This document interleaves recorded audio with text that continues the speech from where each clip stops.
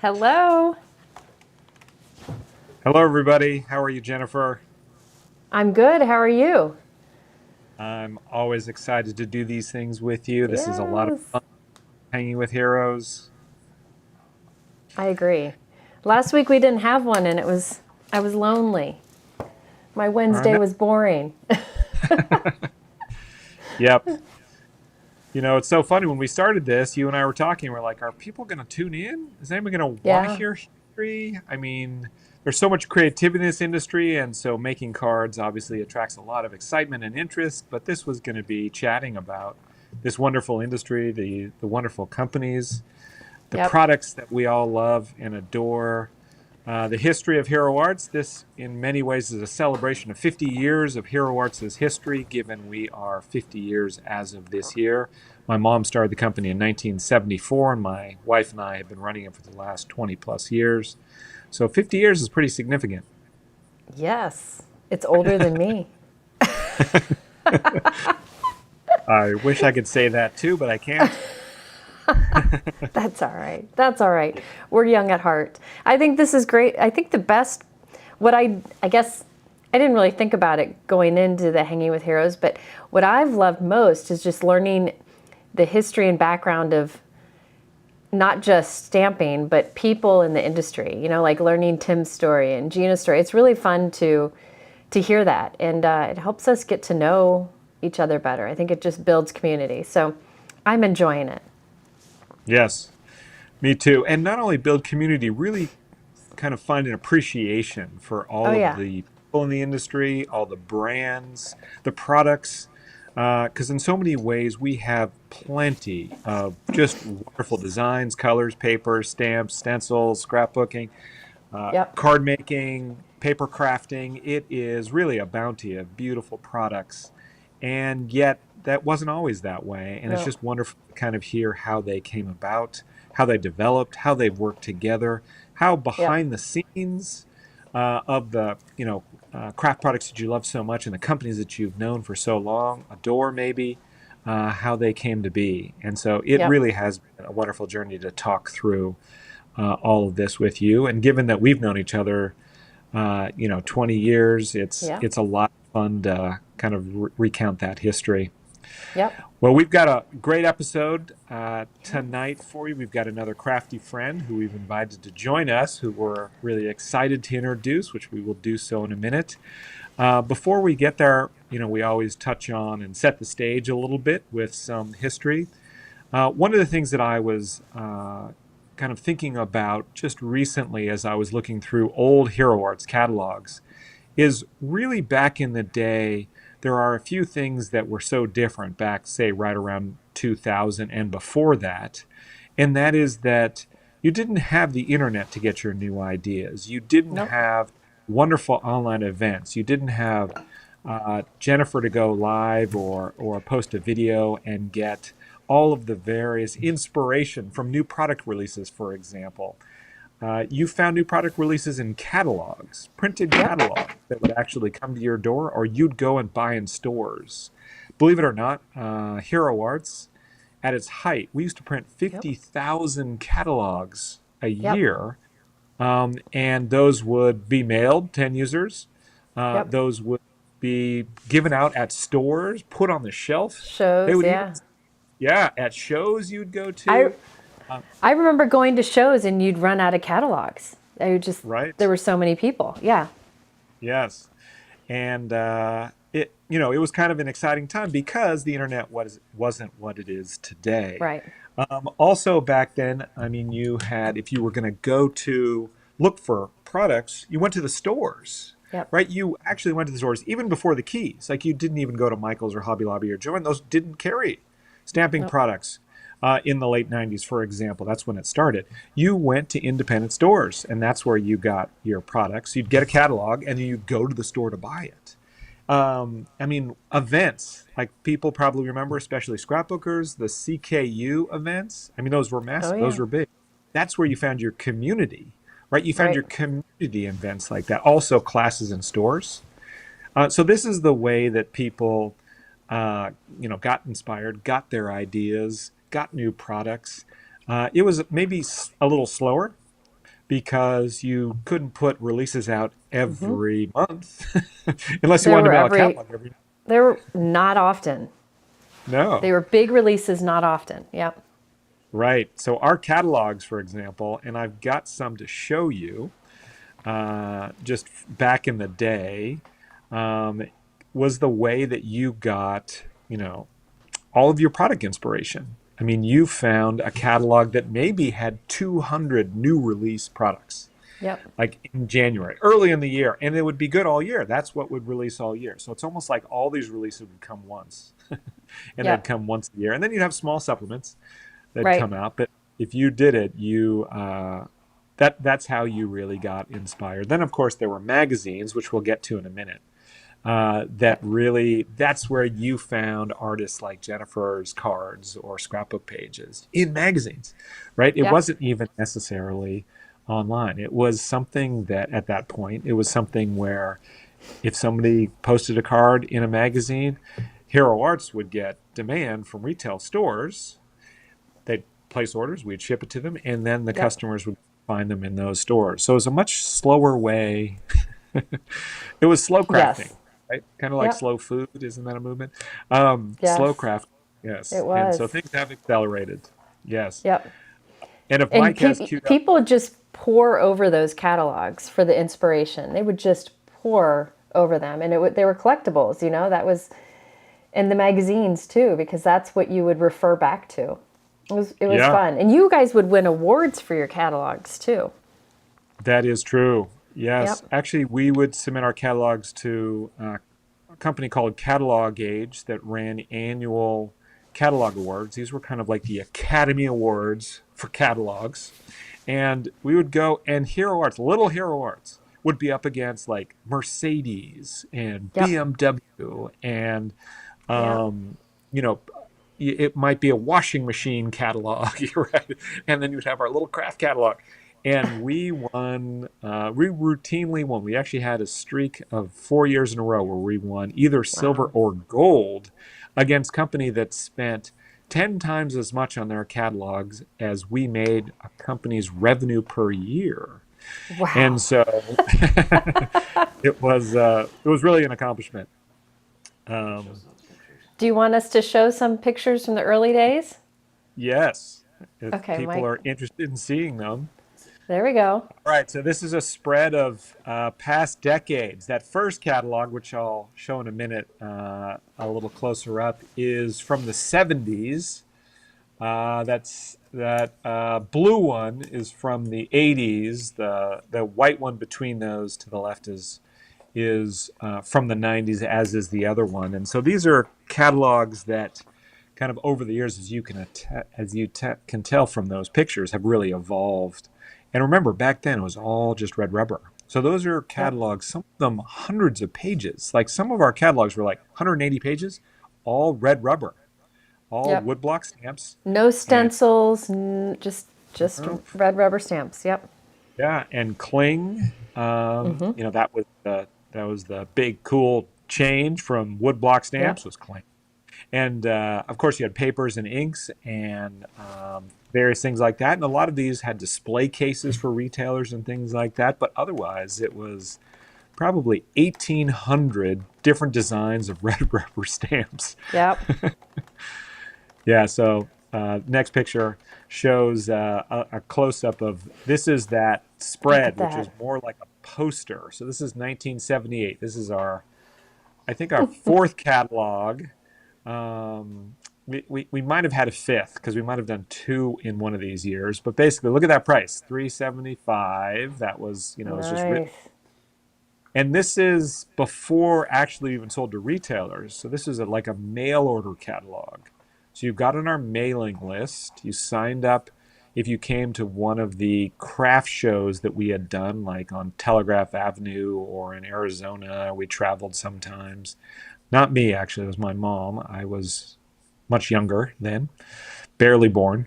Okay, a little older than that. But and so this is how you shop. Look at those. I mean, very esoteric design. Some of them clip art because clip art had just been kind of legalized to use for anybody. back in the day. That butterfly up near the T of Hero Arts, that is still in our line. So that's stuck all the way for 50 years. Yep. That butterfly is still available today in a woodblock form. And there's even some things that I drew as a kid. There's a cow, there's a little bug, things like that. And yeah, this was the 70s, look at the 70s. So the next catalog is from the 80s. He's working on it. There we go. All right. Is that it? Yeah. That is from the 80s. You see that little teddy bear peeking out. It's 1987, 88. So you started getting more sophisticated. And this is something that's very interesting. If you notice in the first picture, these are color tops. So we started doing color on the labels because we felt that people didn't really know what it was about. We tried to be as true as possible. So you had to use coloring, not like airbrushing, but coloring that you could actually achieve, and get this, with colored pencils. Because that was the primary technique of the 80s. Use color, you'd stamp in black and white or red or whatever color your ink pad, and you use, pencils to color it in. Yep. Pens, of course, were coming. And watercoloring was always there, of course, but you would use basically colored pencils, dry rub color pencils. And so all of our designs had those label tops. And back there, it wasn't really the age of computers as much as it is today. So we would hand color those and then get the offset printers to actually print the real art that we had created. And again, you see it's all red rubber. That's a big woodblock stamp off to the right, and the others are cling. And the designs are a little more sophisticated, right? I gotta say, I think we need to bring back a few of those in that catalog. That the big background stamp there, the floral, and then that big leafy ferny thing. Yeah. Yeah. We need to bring those back. All right. And some people in the comments are saying that too. So, yeah. All right, coming soon. We'll bring those back. Awesome. I think we called those floral prints. So they were A2 size. They're great. And there was like a full floral background. And remember, this is in the 80s. You didn't have a whole host of printed papers or scrapbook papers, right? You didn't have that yet. Yeah. So this is how you made your background. Is you would stamp it out with a woodblock stamp. And woodblock stamps, for those of you who haven't used it for, I mean, the printing quality is just pristine. Amazing. It is so, beautiful, and it's really crisp. Clear stamps are awesome too. Don't get me wrong, they print beautifully. But there's bar none, nothing better than red rubber stamps. Nope, totally. All right, so the next one is from the 90s. So you see how we started to evolve towards teacher. This is a very interesting change because you had a bunch of teacher. There was some law that changed that allowed teachers to start buying supplies for their classrooms with school money. And so we started pivoting towards these teacher. Now, we still had those same floral designs that you saw, but this was a new addition, was you had all of these teacher stamps that came in, like homework and, name, and, it was fun and playful, and you had big teacher markets. At this point, we were also just finishing up selling to Stampin' Up!, who they made their own stamps, and we had made their early versions of stamps, or at least some of them for them in the years, and Stampin' Up! Had a bunch of teachers who started to become, Stampin' Up! Party people. And so it was a very interesting time in the industry back then. So that's the 90s. And then I think that's all that I brought today, because I wanted to talk a little bit more about 2000 with our guest. But I think I have one more. Did I do one more? Did you have one more? Can't remember what Okay. So that is just kind of a feel for the old catalogs. Now, in order to introduce our guests, I just want to pivot to the idea that just like that creativity in catalogs, and you had these beautiful catalogs that came out, like this Christmas, every time you got a new catalog from one of your favorite stamp companies, magazines were the same way. Now, those might come out more often, but that's where you got your inspiration. So you might get a catalog to get your ideas. You you might get your catalog to figure out your wish list of what stamps you want to buy at your local store. But how did I get my inspiration? Like, how do I get the card ideas? This is even before Jennifer's time, right? Yep. In card making, these magazines really started to grow in the 90s. I mean, Rubber Stamp Madness, a magazine's been around since the since the 80s, Long but time. Yep. yeah, but the 90s that really galloped, and you could find magazines on the store shelves. So you'd actually go to Oh a yeah. store to buy those magazines, or you'd subscribe and you get it sent to you. Yeah. And this was the internet. This was the Jennifer McGuire and the Gina Kays and the Tim Holtzes. Is you'd find people in magazines who did Magazines. beautiful, Yep. yeah, cards and articles, writers, and that was really the kind of way that you inspired and find that inspiration. So with that kind of quick intro to the early years of the industry, let's come up to 2000 and introduce, and I'm very excited to introduce a longtime friend and someone who has really kind of contributed over the years to that mind share, especially in producing magazines and inspiration and events. And of course, the person I'm talking about is Catherine from SCT. Hi, Catherine. Hey, friends.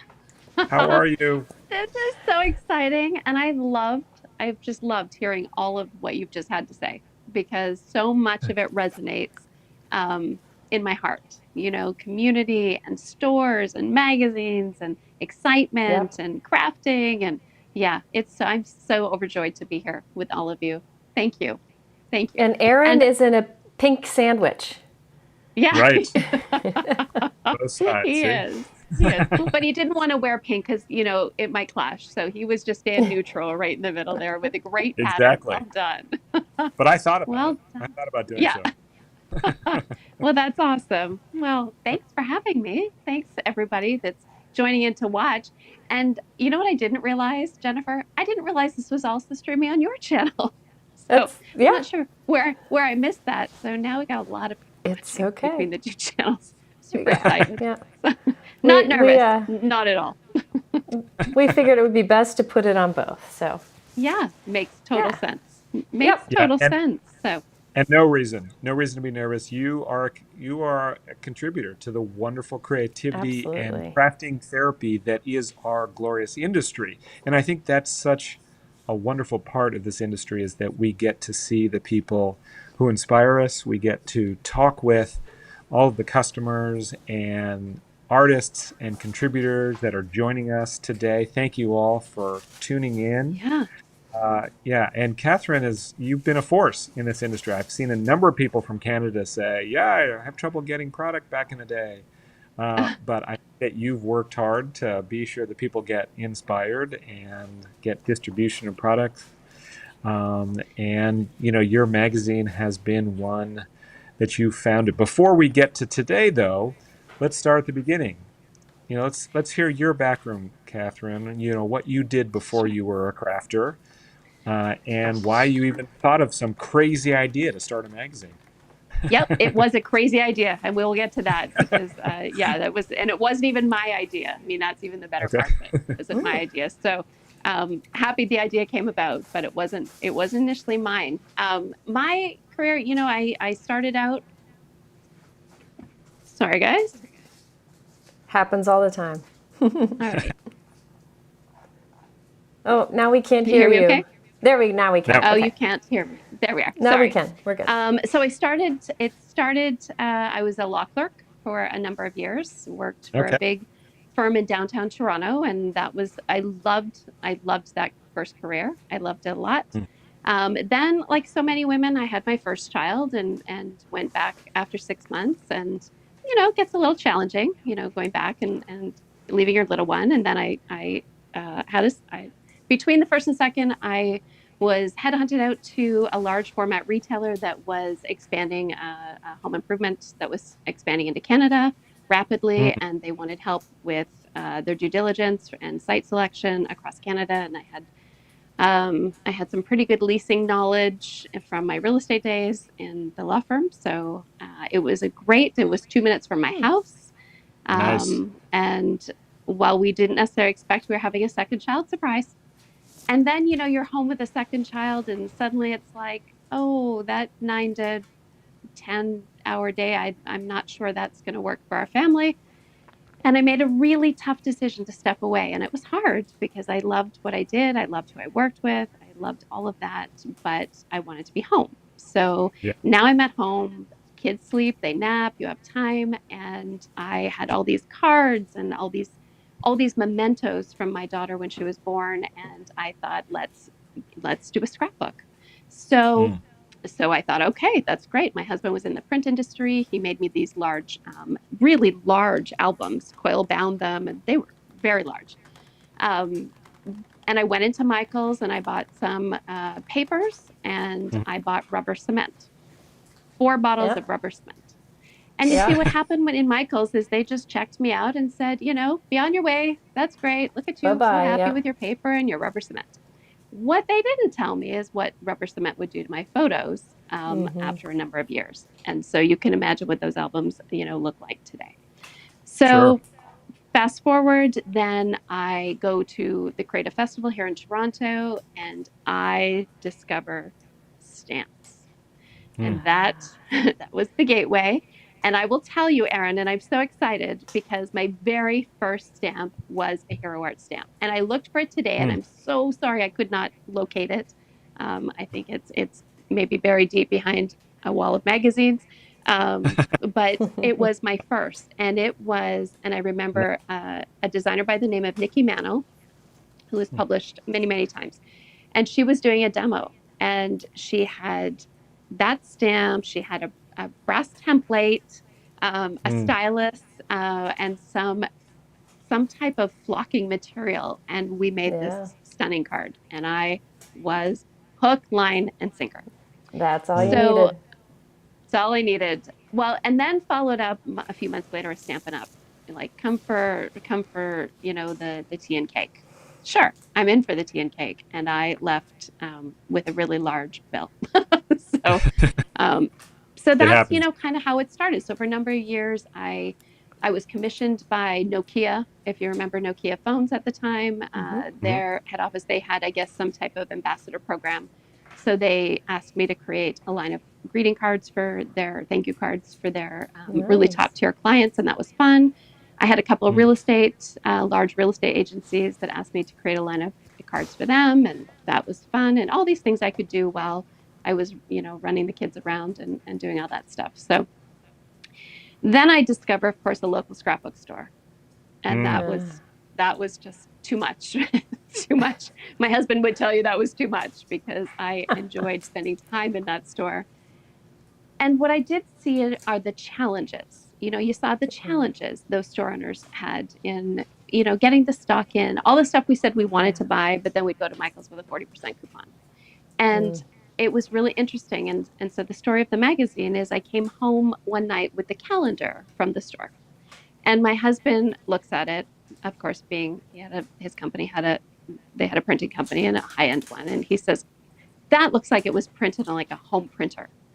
And I remember feeling really defensive of my store owner and saying, well, do you think that they have the money to print something fancy? Do you think by the time they bring the product in and do the accounting and pay their staff and work all those hours, they don't have time for that? And so, we had put the kids to bed and we were having this really late night dinner. And for years, I actually kept the napkin because I started writing notes on a napkin. Just like I'd had many a business meeting in a restaurant where, you write notes on a napkin. Sure. And we started and he was like, well, maybe you could design a template. And I was like, a template? That's fun, where they could put all their classes in and maybe a new product section. And within an hour of us talking, it was like an 8-page little brochure, right, that they could give to their customers with new products and things. This is great. I mean, it's now about 11 o'clock at night and, we're good. And then he talks about this dental magazine that was free in dental offices that they printed. And I was like, tell me more about this, So he pulls out this magazine and he said, but it's free. It's free distribution. And I was like, I don't understand that because all the magazines that come to my mailbox, I'm buying those magazines. So I'm not sure I'm understanding this. So he talks me through this and we're talking and he's like, then we then so we pull it out and we look at it, and then he says, I get another free magazine, this consumer electronics one. So let me pull that out. And I was kind of looking at the ad ratio to content and kind of, what does this look like? This is not 8 pages anymore. This is like 40 pages, Yeah. and this is the October 28th. This is October 28th, 2005. Okay. So I have my my youngest has just gone to grade 1. My husband wasn't looking to have a third child. So I was looking to, clearly create something. I just didn't know at the time what it was. Right. So it's now midnight and we're looking through this new consumer electronics magazine and getting more and more excited. I mean, now we're on the second napkin. Now he's actually gone to get me paper because I am just furiously writing and kind of asking a million questions. And he's saying, I'm not quite equipped to answer all those questions, but Yeah. let me find out the publisher of this consumer electronics magazine. Well, guess what? It's 4 houses down from mine is where the No. publisher lives. I'd never met this neighbor. We'd lived here a couple of years. I'd never met him. So Wow. sure enough, we go to bed at 2 a.m. I'm now going to create a magazine, and I go to bed at 2 a.m. It's now 3 a.m, 4 a.m, and I am just so excited. I can't remember a time thinking of something that excited me that much until That's we wonderful. got to our events. But Yeah. yes. So the next morning I woke up and I said, okay, I called this neighbor and said, hi, I'm your neighbor 4 doors down, and I'm going to create a magazine, and I'd love to come and talk to you. And he says, well, I'm just putting on a cup of coffee or a pot of coffee. Why don't you come on down? I'm 36. I'd never had a coffee in my life. I'd drinking a latte, but I'd never had a coffee. And I said to him, well, if I don't call you in 3 hours, something's happened and you should come find me because I don't know who this person is. Anyways, I go in and he says, tell me what you're thinking. And I'm like, oh, I'm going to publish a magazine and it's going to have this many pages and and really the idea is about 9 hours old. So I sold this idea and he's like, I think this is fantastic. And I think camera companies would be interested. And, this is such a broad market. And I was so excited. And Yeah. so that just is what started. And within 9 days, we had an incorporated company, Scrapbook and Cards Today, Inc. And then I started to just call around to start. I started to develop this plan. And I obviously went and looked at all the magazines, researched what there was. I mean, CK came to my house every month, as did Scrapbooks, etc., which was my all-time favorite magazine. I loved it. And I thought, can I do this? And I thought, well, I want to do it differently because there's no point in competing on this level. We can't. But can I give my retailers something? And for a couple of years, I worked at Gymboree kids' clothes while my kids, just while I was home with it, just 10 hours a week to get the discount. And they were the best dressed kids ever. And I learned some things from there. I learned how they did certain promotions. And so I kind of took some of their ideas into this. And I started to call all the stores in Ontario when we launched this was only going to be in Ontario, Canada. It was not even going to be national. It was going to be a regional magazine. We had about 40 stores. It was great. So I started to visit them. I did days of road trips of visiting them and kind of learning what were their week, how did they get their customers in? How did their business run? And what I really found out is they really could use a marketing tool to bring people into the store. Yeah. And so then I worked with my local store who knew a few companies quite well. And she pretty much said, you need to advertise with this magazine or I'm not going to buy your products. And, we begged a little and gave away some free ads. But by March, we launched the first issue. We went to the trade show in Las Vegas in 2006. I was terrified. I took my best friend with me, and I tell you, if you're ever going to do something, take your best friend with you, because I remember her saying to me, "Just let's tell 5 more people what you're doing, just 5 more," and I'd end up, pretty much vomiting at the end of every aisle. That I was it was so terrifying. Because I had no idea the industry was so large. I thought I had done my due diligence. Yeah. I clearly had not, because it was football fields of product and I had no idea. Yeah. So talk about in over my head, without a doubt. Yeah. But, it always had that feeling that if you believe it, it will happen. You just got to speak it into existence. And this is how Scrapbook and Cards Today was born. As That's I amazing. had a gut feel it was going to be good, and I was excited to bring retailers something. So it for Sure. 18 years, it's been a gift with purchase in local stores all across North America, and it's been so exciting. And when we launched that first issue, I remember we dropped an ad, and I was like, how, when we had virtually no advertising, and I even found the first issue today. I found it, out of the vault, and I laugh. It was 60 pages plus cover, tiny, not at all. People say, oh, I wish I had that first issue. And I'm like, no, you don't, because it was awful. So what year was that then? 2006. So the Okay. idea it took 5 months. I took 5 months to launch the first issue. And should we have taken maybe a year and 5 months? Maybe. Nah. But it's not how we do things. It's not how we do things. We just see it, feel it, do it. And the magazine was born. And was it a slow start? Absolutely. Absolutely. I mean, it was a hard start because it was hard. I remember walking the trade show and saying to people, I'm going to launch a free magazine. And them saying, sweetie, there was 10 other magazines in the industry. They're all like, sweetie, you cute little thing from Canada. That's awesome. Let us know how that works out a year from now. Right. Oh man. So, I had to prove that we could do something that was different. And Marie Chapin has a great quote, and I remember it, to just do something with new breath, new life and new breath. And I thought, we can do something different. We work on a really short timeline.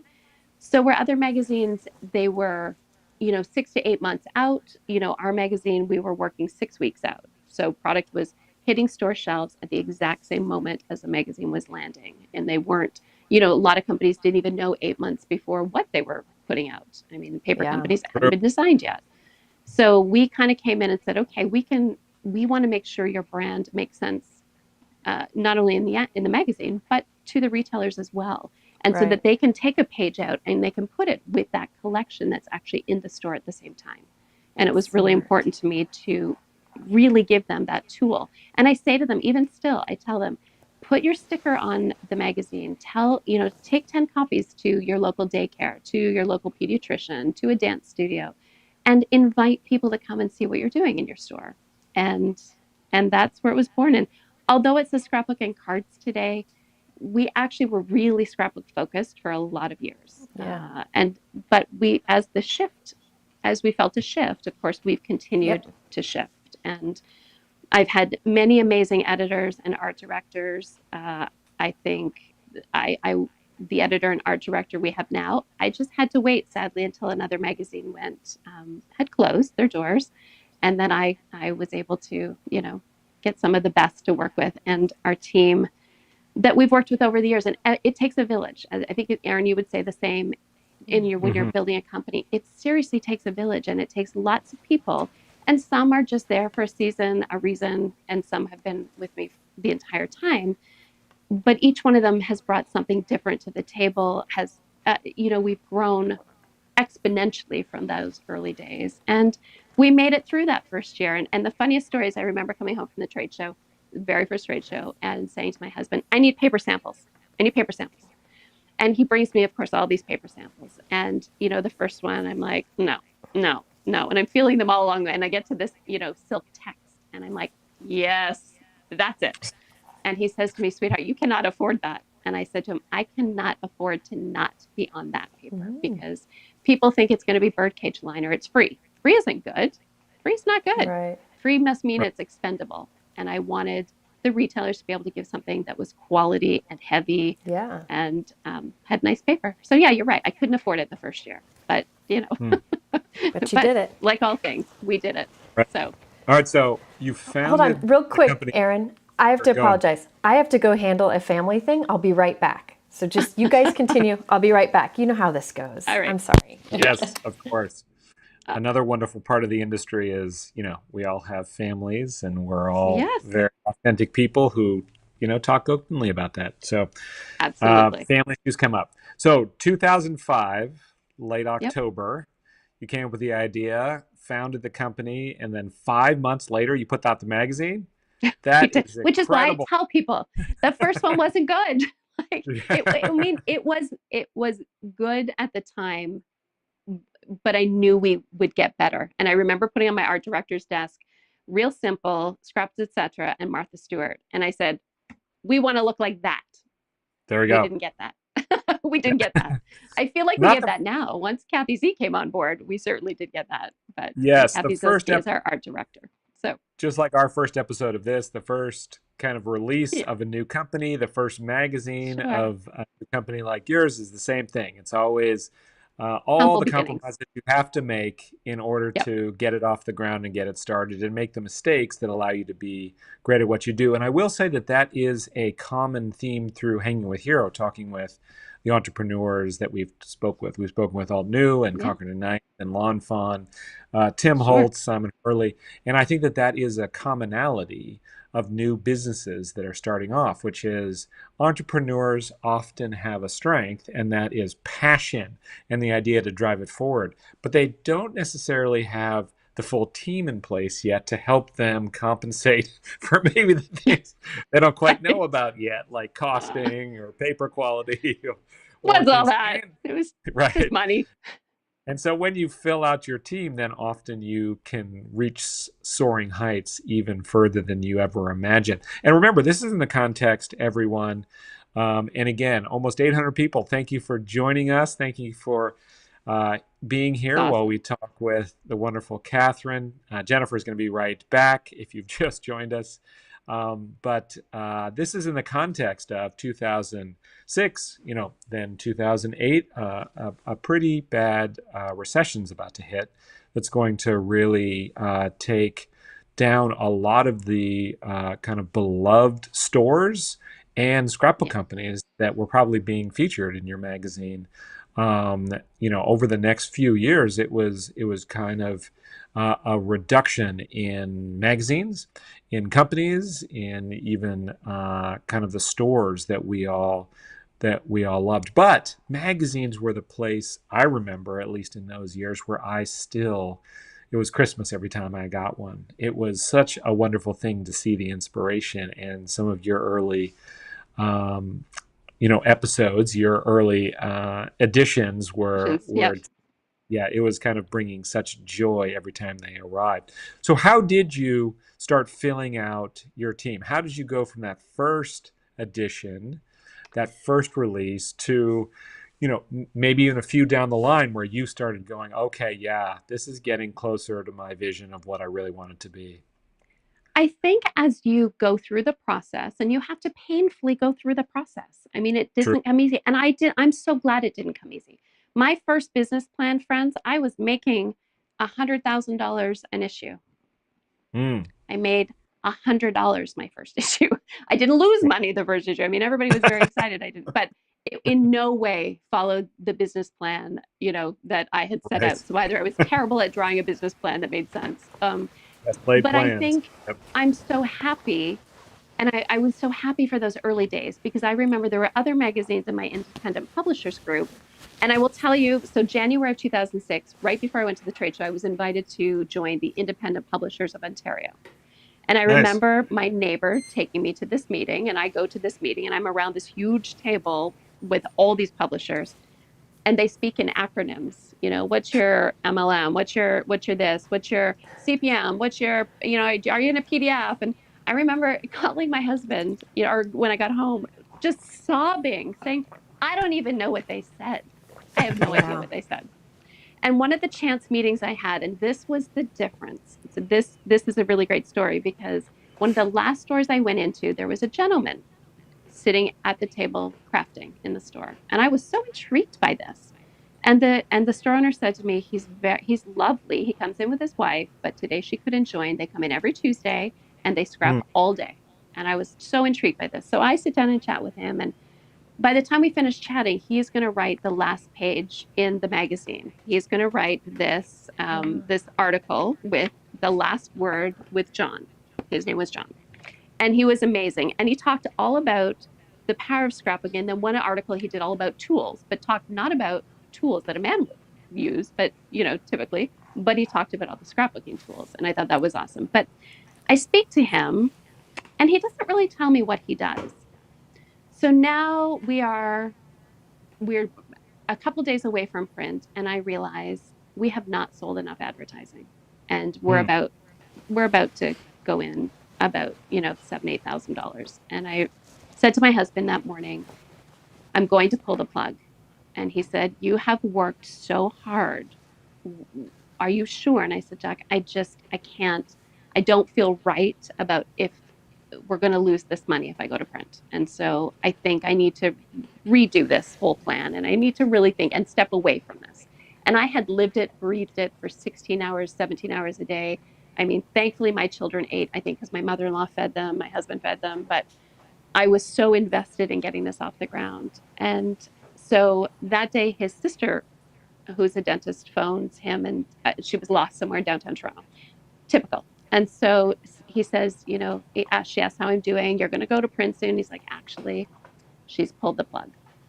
So my sister-in-law phones me and she says, listen, family's watched you work really, really hard. Do I need to turn around and write you a check? Is that what I need to do? Because I have a really busy day full of crowns and I don't have time to do that. But can you please just call Jack and tell him you're going to print? Tell him to order the paper. And I try to talk my way out of that. And she's like, yeah, no, you're going to print. Okay. So I call him and say, okay, we're going to do this. And she says, you'll come back and do my books again. We'll figure it out. You'll pay me back. It's okay. So I call him and say, let's go to print. 2 hours later, HP phones me. HP Canada phones. And their agency. And they're like, we would like to book, a 4FC DPS. And I'm literally Googling what is a 4C DPS, which means a 4-color double-page spread. And they're like, we're sending you a proof, a color proof. You'll have that in by courier by the end of the day. I'm assuming you have space. And I'm like, yes, we have space. And they're like, and of course you'll provide us with a tear sheet. I'm like, well, of course, that's standard practice. Meanwhile, I'm Googling furiously, what is a tear sheet? Because I really had no idea. Well, from that moment on, I had a glossary of ad terms on my desk, my desktop. So I would never get caught like that again. But that ad was $8,000. And so that was exactly what I needed. And so when you look for signs, I'm one that will look for the sign when I'm struggling. It's like, just give me the sign I'm on the right track. And that was the right track. So it's what kept us going. And every time I feel like, even the name, Scrapbook and Cards Today, my husband, a couple months before, after we'd started the idea, so maybe it was February, hadn't quite settled fully on what the name of the magazine would be. No, actually, I'm wrong. It was 6 days after him and I had that conversation. So it was before I incorporated the company. And he was having a meeting with a book publisher. And he says, it's going to be at Starbucks. Why don't you come? And I'm like, am I going to get a free Starbucks? Okay, I'm in. Incentive. And the first thing he said to me is, what do you do? And I said, well, I'm about to be a publisher, I think. And he said, well, what's the name? And I said, Scrapbook and Cards. And he's like, you're going to add the word today. And I'm like, okay, tell me why I'm adding the word today. And he said, because it immediately tells people you're current. It's current. It's brand new. It's current. And I was like, okay, I'm sold. And that is where the full name of the company came from. So all these little things along the way just made a big thing. And just by slow and steady. And I always said, I don't need to be the rabbit. I'm okay to be the turtle. I do not need to be the first one into things. I am okay to be a bit conservative and just build it slowly. And I remember thinking, one store, one advertiser, one reader at a time. And this is how we've built the company. It's just one step at a time. So, yeah. That's amazing. That's great. Yes. So fast forward to 2008, you were talking, Aaron. Yes, tough year. But I don't think there was ever a year that I was happier to do the way we were doing this so that retailers could continue to reach out to bring people to their store 4 times a year. And they had to wait until, our magazine is released in print and digitally. And it has to be the first, a certain Friday at a certain time, all stores across North America release. And I remember 24 hours before we went live with the first issue or before we put it into stores, I remember waking up in the middle of the night and saying to my husband, what if somebody comes into the store and they've been sick or they've been away and all of a sudden it's the store's best customer and they've given out all their copies and they don't have a copy. And this is 3 a.m. I literally wake my husband up and I'm like, I am just downloading all of this. And what happens if, and this is a mess, and it's going to be a customer service nightmare, and they're never going to want it back in their store. And he's like, sweetheart, do you think we could discuss this during like business hours? We can even start that at 7 a.m. if you like. Because it literally is 3 a.m. And I laugh and I'm like, no. And I had a pad of paper and a pen by my desk while this magazine was launching. And so I went down and I literally reached out to my web guy and said, hey, can we do this by PDF? Because now I knew what PDF actually meant. So I'm like, can we put a PDF on the site? And everybody can download it? And he answered me back at 3:02 in the morning and he said, we can. And I said, then let's do that. And then at least the store owner could say, I'm sorry, I'm out of copies, but you can get this online. Yeah. And had no idea we'd go international in 24 hours of launching Right. that. So That's amazing. yeah. So It is. And Amazing. I think it's a multiplier that, again, today with TikTok and Instagram, today with YouTube and Pinterest, it's very easy to see how things, quote, go viral. But back in, the 20-aughts or the even early 2010, you didn't really have those moments. There weren't that kind of explosion of popularity. It was TV based, a lot of it. Maybe radio, maybe YouTube started to get viral, like Gina Kay, who's in the comments. She was, a YouTube sensation, one of the earliest ones. And, but, right around 2010, things started to change, right? I mean, that was the period where you could exponentially change the people that you reached via websites, via e-commerce. Unfortunately, Amazon had now turned its eye from just books to everything. And so there was a lot of competition. A lot of stores were starting just online, not just brick and mortar, obviously. A lot of brick and mortars added websites. So it was a period where you could really magnify your reach. And it sounded like for you, that viral moment was the PDF to just reach a larger audience. Yeah. By the way, there's a question. How did HP find you? A number of people have asked that. Like, why did they know oh to my even gosh, call you? I didn't even finish that story. I'm so sorry. Here was the greatest part. I went right from the gentleman that I talked to. The gentleman that I talked to was a VP of marketing at HP. I see. Wow. I didn't connect that story. So, and he didn't tell me that. But what he did is he went back to the ad agency and they were a little cranky because normally the client doesn't tell them where they're going to buy advertising. Normally it's the agency telling, the company where they're buying advertising. So of course they were a little cranky with me and, in booking this ad, but yes, he didn't tell me who he was. And then I got, well, John said we're buying advertising. So, and we have never in the history of HP Canada ever bought an ad in a first year magazine. So this is unusual. And I remember thinking, oh, no pressure. But they stayed in for a couple of years until HP Canada's division closed. And obviously they ceased that. But we did some really fun campaigns with them. And great. So that's how the connection of the story and that's how the ad came That's about. awesome. But it just came at the right exact moment, which was awesome. So Meant to be. Yeah, printers, printing, HP, cameras. Obviously, I remember a lot of those type of ads because it made sense. For scrapbooking particularly, because for scrapbooking, a centerpiece of your page, of course, is a photo. For card making, maybe a little less so. The centerpiece of a card is typically a message, certainly back then and now to today. But nonetheless, I remember all of the technology would always be a part of those magazines. Your magazine, Scrapbook, etc. All the ones from back in the day. Scrapbook Trends, paper crafting, paper crafters. Yeah, so many of them. And I remember when each one went down, and I remember there was someone on my team that emailed me and said, Scrapbooks, etc. is closing. I just heard that means there's so much more advertising for us. And I sent a note to my team that day and I said, this is not a windfall for us. In fact, this is an unfortunate part of our industry and this is bad for us because that's 400,000 people that are not inspired in their mailbox to run to their local store. And I was heartbroken as much as they were a competitor. And I remember walking into the media room at our trade shows, hiding, don't notice me, don't see me. And I remember one day CK put on their blog a picture of someone's desk, I think one of their editors' desks. And way back in the corner, you saw our magazine sitting there, and I had a Yeah. complete heart attack that they knew who I was. And then I got this really interesting email that said, Catherine, I just want you to know how much I love this magazine. I love the quality of the print. I love the quality of the Right. paper. And they said, Don Lamson. And I was Oh, like, yeah. oh, I said, thank you. So I thought he was a reader. I was just like, thank you so much. That's really lovely. I'll share that with the team.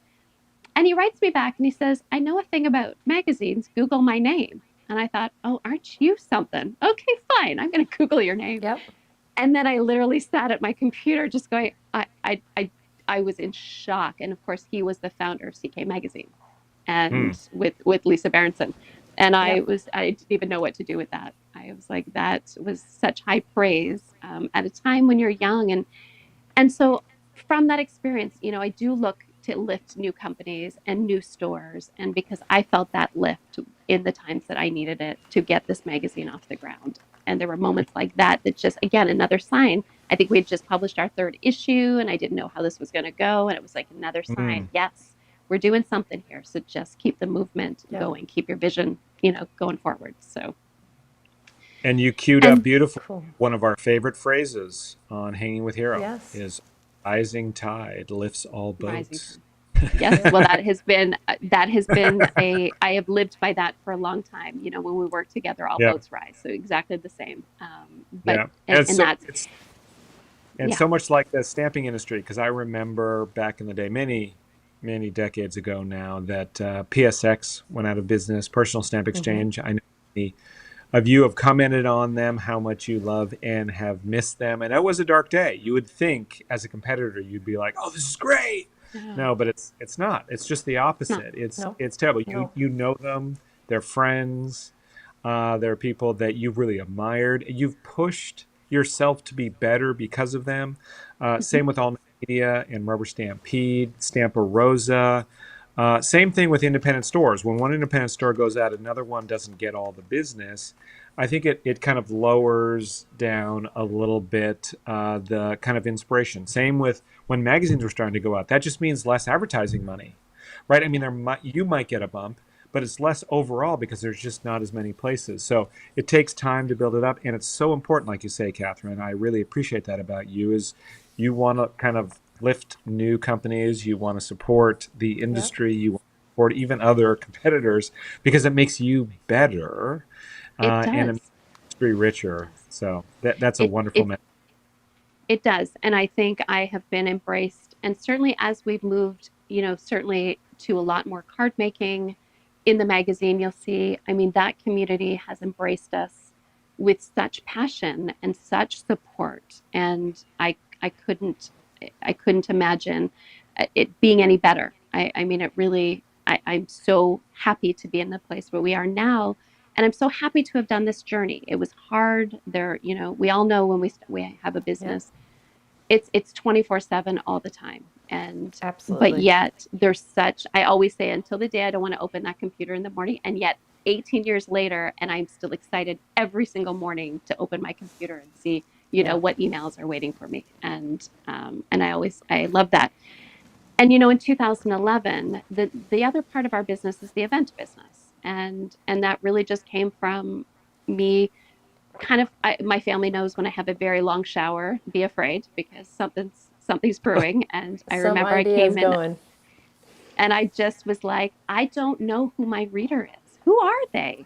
I don't have the time to get out to stores. We don't have as many stores, but kind of like, who are those people? And I need to know them. And I was like, I remember saying to my husband one morning, we're going to host an event. And he looks at me and he says, that's great, sweetie. What do you know about hosting an event? And I said, well, we had 300 people at our wedding. I hosted an event. I'm sure I could do this again. And he was like, okay. And I just kind of found the right people in the right places to do this. And I thought, well, we'll do one. And I loved it so much, even though we tripped in, every step of the way. So for those that were at that first event in Saskatoon in 2011, bless you, because you helped us navigate a lot. I remember Kelly Gore getting off a plane and me looking at her saying, Kelly, you have 2 classes with 40 people in each, but I'm sorry, all your product is sitting in customs. So we're going to drive you to one store and you're going to pick out all the product you can to create a class. And then we're going to drive you to another store and you're going to pick out everything for your second class. Okay. And we're going to stay up all night and we're going to kit that for you. And her going, okay. So, we, again, challenges. And what did I know about hosting an event? I really didn't. I just know if I sat at an event, what I would want it to be, what I would want that to look like. And again, the first few events had we had issues, of course, but we kind of contained as much as we could. And now, we've held 54 in-person events. We've done 20, of course, then we've done virtual events.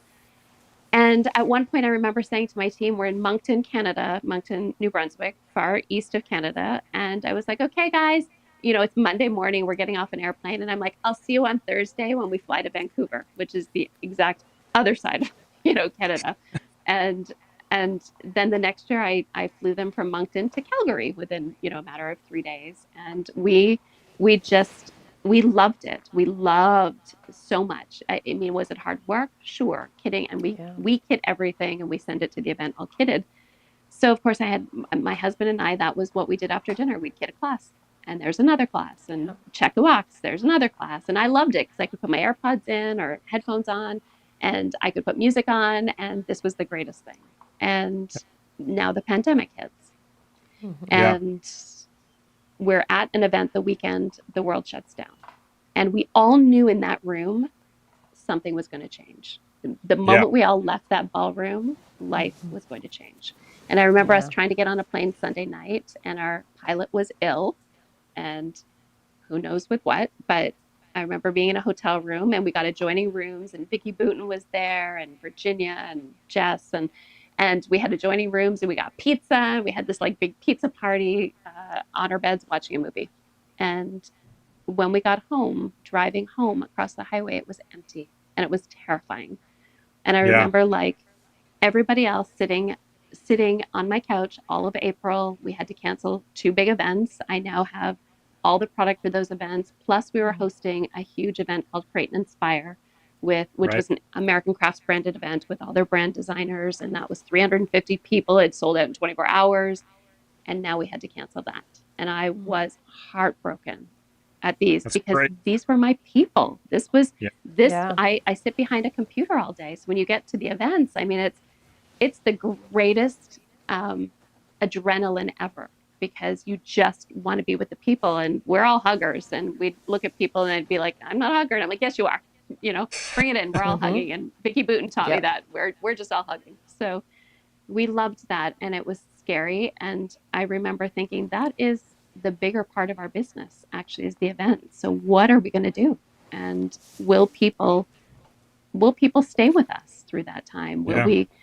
And I remember thinking, we'll be okay for the fall though. And we had 4 more events planned for the fall and we're going to be okay. And then I remember our May long weekend, which is the weekend before yours, all about the second wave coming. Second wave is coming. Second wave is coming. And the fall. So I had to cancel all the fall events. And now I'm sitting there baking bread, eating far too many carbs and far too much chocolate and thinking, what are we going to do? And again, I came down on the Sunday of the long weekend after having a really long shower. And I said, we're going to go virtual. And I had no idea what that meant. I've never done a YouTube video. I had watched Jennifer and I've watched Gina, but I had no idea what that looked like. What does a studio look like? And I reached out to someone locally that had a studio. And like you, so many people in that moment had to pivot. Like this is what entrepreneurs do. This is what you do when supply chains shut down, when you can't travel anymore, when your events are getting canceled. Same with Hero Arts, same with companies all over. We all had to change in that moment. It's crazy. It's great to hear that. Before we continue with the story, though, I just want to take a break. It's just at the top of the hour. I want to thank all of you for joining us. We're going to continue just in a moment with that story as we bring it back to the present. But, it's just how joyous is it? Jennifer and I, when we were first starting it, we didn't think that, 850 people would join us on a Wednesday night to hang out and talk with crafty friends. It's wonderful to have you here, Catherine. And so we want to give back. We have some giveaways and thank yous for all of you.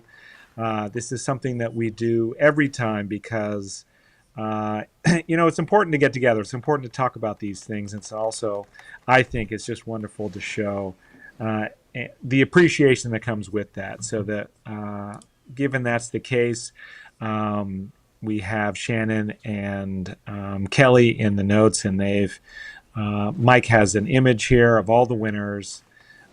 So I just want to say thank you and congratulations. We've got the Hero Arts $50 gift cards. And remember, you also get a $25 gift card that you can give to a friend. We've got 2 winners there. Congratulations. We also have Scrapbook.com and Ranger have both sponsored every episode of Hanging with Hero. And so those are $50 gift cards. Congrats. And thank you, Catherine, for donating 2 $50 gift cards as well to Scrapbook and Cards Today. So there's winner. Yes, if you see your name there, congratulations. So wonderful. Be sure to email info@heroarts.com. and we'll get you connected to the right people to collect those $50 gift cards. So congratulations, everybody. And also, because it's our 50th anniversary, as people know, we've been doing 50% off 24-hour flash sales, kind of working around our product line. Mike can put up, there we go, it's tools this time. So just 24 hours till 5 p.m. Pacific time tomorrow. So you can pick up that, scrubber pad. You can pick up the brushes, pick up storage or clippers or tweezers or whatever you like. 50% off, 24 hours only. Hero Arts does not do big discounting. It just has not been in our DNA. It's just not what we do. But for the 50th anniversary, there was no other number we could really pick except 50% off. So that's why we're doing that. And just one more announcement. We've got a local event to celebrate our party with, it's with a local store, Nina from Creative Escape. So if you happen to be local to the Bay Area, in the San Francisco area, their tickets are going fast. We have limited seats, but we are doing an event October 11th and 12th. You get a tour of Hero Arts from me. That's and awesome. You get to walk around, see our facility. You get to actually make a woodblock stamp. There's going to be make takes on, that's all Friday. And then we're going to have a party night that night. We're going to have cocktail and cupcakes to really celebrate the 50th. We haven't had one day where we do it, so this is maybe one of those days. And then Saturday, it's all day classes at a Berkeley hotel. So if you're local and want to join, please do. We'd love to see you. But remember, spots are going quickly, so be sure to sign up if you want to join. Okay, thank you for that quick pause in the story. I really want to hear how you guys were able to cope with that, Catherine, because for us, the same thing. Like we had to, as a product company, luckily we make a lot of stuff here. So we could actually make it, but our staff couldn't come in because California was much more aggressive about shutting down than other states. Like some states, I have friends in Arizona, and they said, yeah, we pretty much didn't shut down at all. But California, we had 2 pretty substantial amounts of time where we couldn't have our staff come in. And of course, supply chains went crazy. You couldn't get product domestically, certainly couldn't get a product from overseas very easily at all. To Canada, shipping became more difficult. So how did you cope with that? Because you had these great events planned that you had to cancel. And virtual, of course, is a great idea, but you have to have product. Well, I'm going to just go back 1 second. First, if anybody needs help shopping for tools, I'm your girl. I will help you shop for tools on the Hero Arts website. So, if they need that. And second, Aaron, I met Nina in Newark or Las Vegas. I chatted with her. So I would love to be in touch with you guys because we'd love to send some fun things to your event as well. And we do try to support all events, every company's events that we can. We always try to support as they support ours. So we'll get in touch after and we'll get some fun stuff headed your way. That's really generous. Thank you. Yeah, no, we'd love to. So, back to I just kind of put out this idea to the team. And I remember calling Vicki Booten and saying, Vicki, who had done 52 events with me by this point, and just saying, I think we have to try and go virtual. I'd like to try this. I would you do this with me? And she was like, of course. I said, I don't know if I can pay you. And she's like, we'll figure that out after. Don't worry. We'll figure it out. But let's just try and make that work. And so I called other members of our Crop and Create team that had traveled across the country with me for years and said, are you ready to do this? And some of them had never done a live from their house. They had no idea. We didn't have, hadn't developed a studio. And it was amazing because I thought, well, maybe 200 people. I need 200 people to sign up. That would be really great. And so we kind of put this plan together to do this virtually. I found a woman who had a studio local to me who was also a crafter, and we connected, and we had many meetings on my front porch, socially distanced. We couldn't be together in a room. So in Canada, you talk about California being pretty, Canada, we were shut down for a long time and had a lot of restrictions. So, which I was grateful for. It kept us all, pretty safe and healthy. But this idea came, and 925 people signed up for that first event. And I can tell you, I didn't even know what to do with that. So talk about getting product, because I didn't think to talk to companies ahead of time of doing this. And now all these people are registering, and I then had to go to companies and say, and it was, mainly paper crafting, scrapbooking. So it was like, do you have 900 of this? Or what do you have 925 of? And they were pretty grateful because, of course, they were sitting with product. And so this was a really great thing for us to help them, to relieve their inventory. And it was very helpful to us so that we could do this. And had we, my husband is a logistics king. And so did he know how to ship magazines around? For sure. Had we ever packed and shipped boxes? And I think I gave Mike, there's a picture there. I don't know if you want to put it up or not, called Humble Beginnings. And this was an image of us. We packed that first event in my house. In fact, we packed 4 events actually in my house. And it was literally, we took all the furniture out of the living room. We kitted it on the dining room table. Yes, that is in my hallway. Wow. And that was, boxes upon boxes upon boxes. And they kind of would go in a circle. And it was so funny because then we'd stack them there, and then they would go out to the garage, and then UPS would come and pick them up. And it was, it was so much fun. And so we did that first one. And then somebody said, wow, I wonder if we could do this for card making. That would be fun. And I remember my first call was to Gina. And I said, Gina, do you think we could do a card making event? And she's like, of course you could do a card making event, and I'd love to help you. And I was like, okay. And I reached out, Erin, to you, and Hero was at that first event, and a few of the companies that I worked closely with.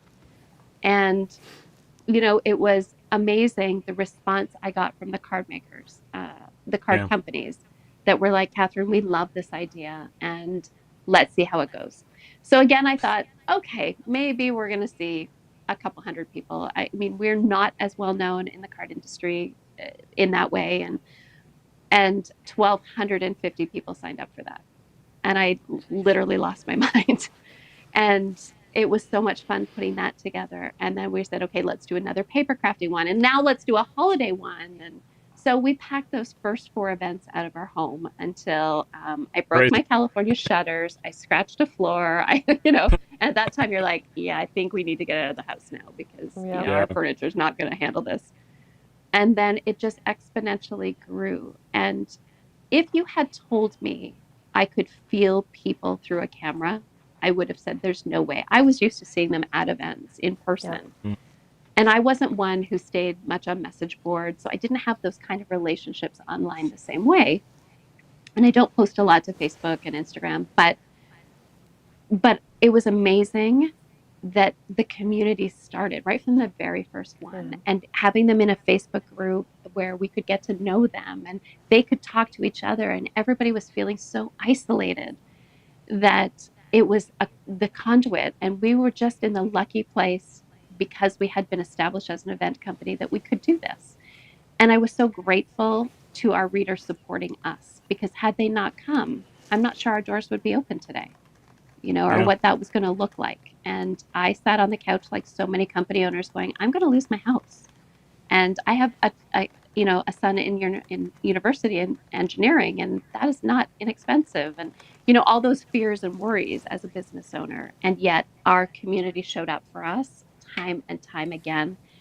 And they continue to show up for us. And next week, we have this Jennifer, and I just did the unboxing last night for this next card event, which has 3,350 attendees from Crazy. 23 different countries. And if you had told me this would be the trajectory of the business, I could never have imagined. But I am so grateful to the community that we've all brought together. And I'm grateful when I reached out to the card companies to say, let's put 16 card companies together, that everybody said yes.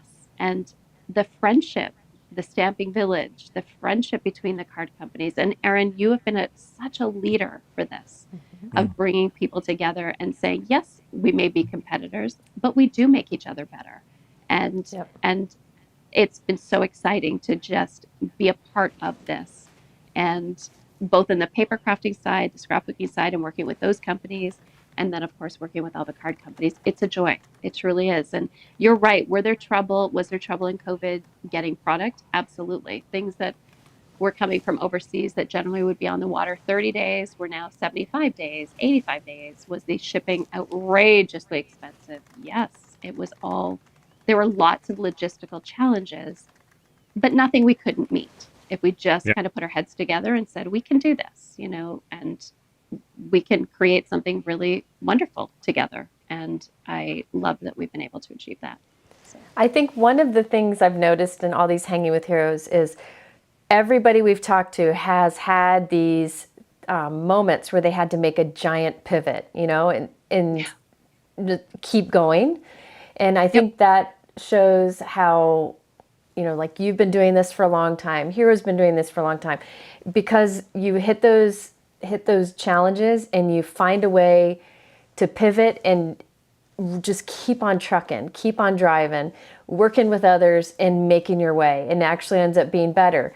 So I think it's amazing what you've done with these virtual events. And I think the reason the community comes through in the virtual events, like you feel like you're hugging others, is because there are people at those virtual events that wouldn't have been able to come to an in-person event for various reasons. And so the fact that anybody can do it's easier to get on a computer to do the virtual events than it is to get on an airplane and go somewhere. So I think it's a great thing that the pivot you did was excellent. It was excellent, and now we have these great events, and thanks to you for doing them. Well, and I'm so happy that so many companies are doing them, and so many companies have found that space as well. And stores are doing more outreach that way. And I think it has just brought people together. The communities, I feel, is even tighter than it was before. And it brings joy to so many that live rural. And you're right, can't get out to an event and can't afford that. And we only have space, at some of our events for 150 people. So we can't have everybody. And what I have found is the relationships, but what I love is the relationships that have been brought together because of us. But people have Zoom calls. There's a group there's hundreds of them that met at one of our card events. And they all through the shutdowns, they would just get on and Zoom. And they said, sometimes we didn't even craft. We just talked. And I thought, this is amazing. And more, we're seeing people who have met. There was a woman last year who flew from Australia, New Zealand, met one of the people she had met in our events in Arizona. Then they got in a car and they traveled to another lady that they'd met in our events in California. And they all hung out together for a week. And I was like, that is the greatest thing. And we see during the events more pictures of more people together. We see a bunch that have rented a small ballroom in a hotel that are together. And I loved it. Even if they're not with us, they're together with someone. And I love that. And we say to them all the time, this is your weekend. You want to craft? Great. You want to watch all weekend? Great. You want to create one card? Great. 50 cards? Great. Whatever it is you do, you chose to fill your cup up.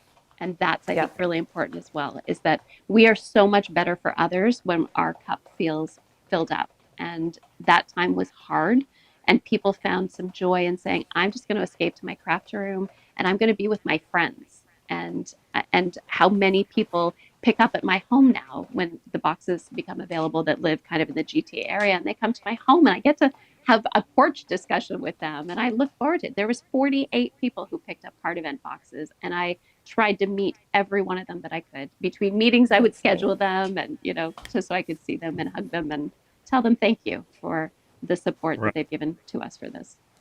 And that time was so intense, right? The COVID time, that I think that the memories, kind of like when you go to college and those memories are so intense, or you remember all your high school friends maybe more as you get older. It's kind of like COVID. We all went through something together.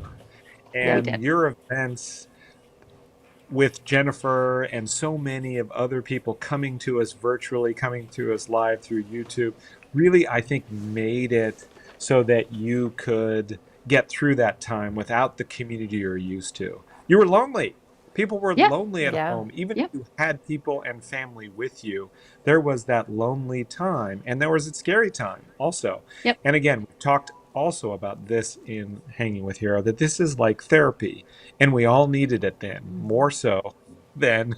And so your events, I think, offered that wonderful clarity of the community, the irascible spirit of creativity that just made us feel warm. And I think that that hasn't gone away. As COVID's receded, and as those times have changed, supply chains have corrected, the COVID years are a little bit further behind us now. I think these events are a memory that we all have, which is just so wonderful and so joyous. It's why people tune into your channel, Jennifer, because they have this camaraderie with you. They had it before, but again, now they have the kind of, this memory of going through the kind of lonely times with you as well. And I think that's such a gift. It's such an evolution of our industry. People have said in the comments when we mentioned that scrapbooking, has kind of faded. No, it hasn't. It's vibrant. You're absolutely right. It's not gone away. Just evolved. Card making, I remember it was the up and coming thing back in the 90s. I think in some ways it's still up and coming. If you're a 20-something, if you talk with Simon, who was at our Hanging with Hero, and Ralph. I love him. So for them, this is a new thing. Card making is new and stylish, right? It's cool. So it just depends on your perspective. It is. And I think that's what COVID really reminded of, with an exclamation point, that this community, man, it is the thing that we all want to do and we love, and doing it together, competitor or not competitor, that's not really the thing. We're a village. We are a community. And we want to be and share all of this as a community. And I think that's the beautiful and unique thing. If you would have gone into, there's a fly attacking me here. If you would have gone into law, I think you wouldn't have had that. You wouldn't have had that community, that creative community that way. So I'm really glad that you pivoted into crafting. Well, I always say, it does take a village. And I always say, I live in the prettiest gingerbread village with a pink house that you ever did see. And Jennifer's going to be in the pool-colored house across the street from me. We're going to live on a court, and it's going to just be all these beautiful gingerbread houses. And I come from a place of grateful. And, I wear, a circle. My husband had this diamond circle made for me. And he said, this was your role in our family, was to connect us all and keep us all connected. And he said, but this really is your role in business, is connecting the retailer and the reader and the manufacturer in a space, whether it be in the magazine, whether it be in the events. And that's the greatest joy. And I am so grateful to our community that keeps showing up for us and keeps showing up for you and keeps showing up to Jennifer's lives. And it's been such a blessing. And what came out of something so difficult, so many amazing blessings. And I feel like our hearts just grew, our communities grew. And now I love when people just even check in. I can't believe that the messages, even Jennifer, after our live last night, the messages I got, that the enthusiasm, the excitement for what we do, it doesn't change. And I'm like, you cannot fake it. You cannot fake that excitement. And going through that box last night, even though I knew all those products, that was so freaking exciting because I know We what we need were this. about to share with all those people and your enthusiasm for the product. And yeah, I think it doesn't get old. And I hope we can do 100 more events because I love them. I love them a lot. And I love the magazine. I love the team that I work with there. And I just think I sit in a very lucky space. Yes, that's great. Yeah. Um, Well, uh, Last question. We always ask people this to kind of think through the future. Be sure to tell us the community any future events too that they should look for and sign up for that are coming. Because if any of you haven't been involved, or if you want to do it again, Catherine's events, they are epic.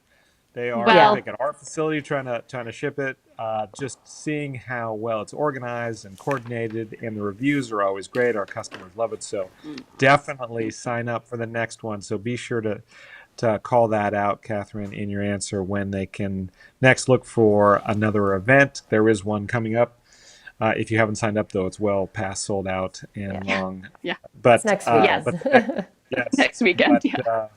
how do you look at the future and attracting kind of new stampers and new scrappers, new crafters, new paper crafters into this industry? Because I think it's such an important part of what we all do, like as a community, certainly as retailers. I actually talk with a lot of other companies. Like I talk with Greg from Cochrane and Ninth and Kelly, Lon Fawn, and Nabil at Alt New. How do we attract as an industry new customers into stamping, card making, et cetera? Because it's such an important way that we can continue to deliver all the wonderful things that we want to do, that we do, but without that kind of continue focus on new customers, sometimes it makes it more difficult. The industry can shrink.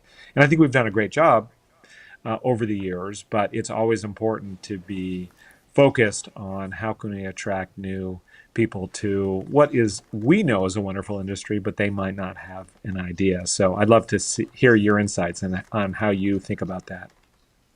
Well, for me, and it goes right back to my roots of why I started this magazine. For me, it's the retailer. The retailer is a big part of what we do, and I always say they're on the front lines. They're on the front lines for us every day, and Yeah. it's them that are interfacing with the customers face to face. It's them that are reaching out as much as they can to continue to bring people into their stores. And so they're trying to find all the ways to do that. So I always say where we can support the retailer, we will find new customers, because when we give them the tools to help to attract new customers, then they will find them. They will get excited. I mean, you walk into a scrapbook store. I remember I will never forget walking into that store and feeling like I had walked into Santa's village because it was the greatest thing I'd ever seen. So I think when we support the stores, I think that's important. I think we continue through social media channels because that's how we reach people. So whether it be reels, the same way I think we are all as companies looking to find that new crafter, but also never losing focus of who we are already interfacing with, and making sure that because also when we support them and we give them things to get excited about, they're telephone, telefax, tell a woman, and a woman tells all. And I remember saying, you say to a man, that's a nice shirt. And he's like, hey, thanks. You say to a woman, hey, I love your blouse. She's going to tell you where she got it, the customer service that she had, and that it was on sale, and it comes in 9 colors. so, Right. so to me, I'm always like, we've got to embrace those that we have, encourage them to talk about what we're doing or what they're doing, and share their excitement and bring a friend in. I understand why, Stampin' Up, Creative Memories, those are incredibly important aspects of our business too, because they're on the front lines in a different way. How many people will say, I started scrapbooking because of Creative Memories? Yep. I started stamping because of Stampin' Up. And that also then exposes them. All of a sudden they're Googling reindeer stamp. And we've got lots of companies, that are coming up. And so they're finding new companies.